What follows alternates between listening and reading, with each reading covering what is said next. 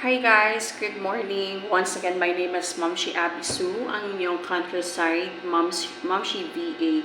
For our today's vlog ay pag-uusapan natin ang offsetting of loans sa pag-ibig. So for the second time around ay na-offset na naman po ang aking multipurpose loan sa pag-ibig at recently ko lang siya nalaman kasi I was actually planning to avail another loan sa pag-ibig this coming December dahil manganganak nga po ako. And, I mean, yun, nakaplano na talaga.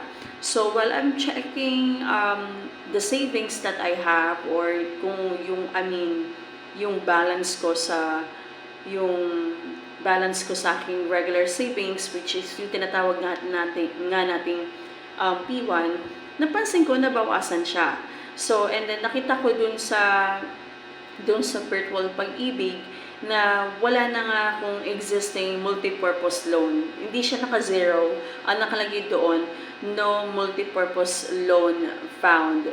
Then, nung chinek ko yung aking balance or yung aking savings sa P1, as I do the math, talaga nabawasan siya. Pero dun sa, hindi mo makikita negative sign yung P1 ko. Kumbaga, kung closely monitor mo yung balance mo, malalaman mong nabawasan siya.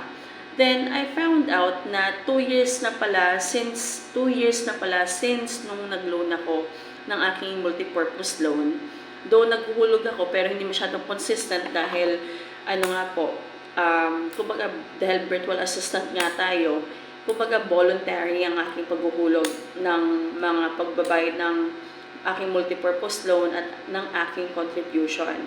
So, ayun na nga. Pag sinabi nating offset guys, term na offset, again, sabi dito ni Google, a loan offset is a financial arrangement in which a borrower uses the fund in a savings or transaction account to offset the balance of a loan. So, yun yung difference nila ni Pag-ibig, ayun yung difference sa Pag-ibig kay SSS. Kasi, si Pag-ibig, pag hindi mo siya nabayaran pa na certain period, for example, patapos na yung loan mo, yung period ng loan mo, or duration ng loan mo sa Pag-ibig, automatically, i-deduct ni Pag-ibig yan sa P1 mo. Unlike ni SSS na kahit may pondo ka dun sa account mo, hindi nila yan gagalawin. So, kaya dapat maingat tayo when it comes to kung meron kang mga loan balance sa SSS, dapat maingat tayo na mabayaran natin yon or at least i-consolidate mo yung past due balance mo kasi baka yung akala mo yung magre-retire ka na or meron kang retirement benefits, hindi pala may utang ka pa. So, kaya importante na mamonitor natin yon. Ayun na. So, going back dun sa Pag-ibig, so, na-offset nga po yung aking, for the second time around, na-offset nga po yung aking loan balance dun sa P1 ko. Kumbaga, niless nila yung balance ng loan ko or yung remaining balance loan ko dun sa multipurpose loan going dun sa P1 or tinatawag nga natin regular savings. So, kaya nga po sa mga kapwa ko miyembro dyan ng Pag-ibig, importante talaga na hinuhulugan natin yung ating P1 o yung ating regular savings kasi sa Pag-ibig, to tell you honestly, doon sila mag-base kasi. For example, if you are going to avail a multipurpose loan, calamity, and housing, napaka-importante. Ang laki ng functions ni regular Pag-ibig or regular savings. Kasi yung iba kasi, dahil nalaman niya, kasi mas nakikilala nga si MP2, di ba? Mas nagpo-focus na lang sila. So, nakakalimutan nilang asikasuhin si P1. Kung kung susumahin natin yung, wait lang, as I do the math, hold on. So, kasi ngayon, if you are self-employed just like me, so, 400 divided by 30 days. So, it's like 13 pesos and 33 cents lamang po yan per day. So, para ka lang nagpa-load dyan, di ba, ng pang-data mo. So, kaya importante pa rin yan kasi if in any case na ganun nga, meron kayong mga existing loans sa Pag-ibig at hindi nyo nabayaran due to out of work, automatically, yung balance mo na yan, yung matitira mong balance or remaining balance mo sa multipurpose loan or calamity loan, automatically, i-deduct nila yan sa pag-ibig mo or sa P1 mo. And then, ang naging problem nila kasi sa akin, guys, is that, pag na-offset kasi yung loan mo, tapos yung contribution or yung payment mo sa multipurpose loan mo ay less than 6 months, automatically restricted yung, kumbaga, hindi ka makakapag-loan ng multipurpose loan in 2 years.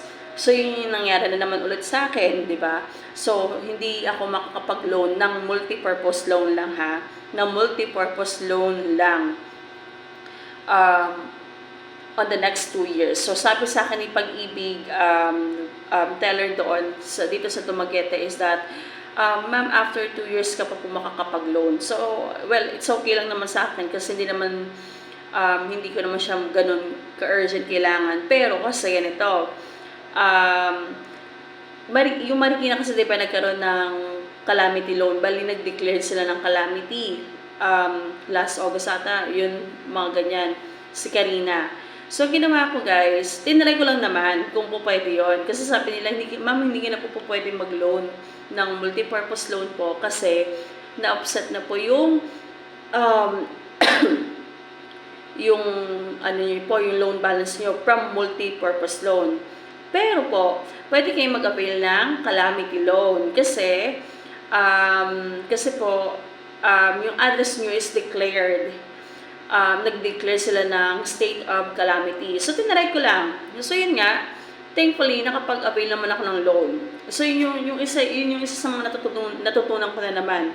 So, if in any case na ma-offset yung loan mo, okay, again, from multipurpose loan, pwede kang makapag-avail ng calamity loan as long as that yung address mo ay may declared na state of calamity. So, yun, nakapag-loan pa rin ako technically.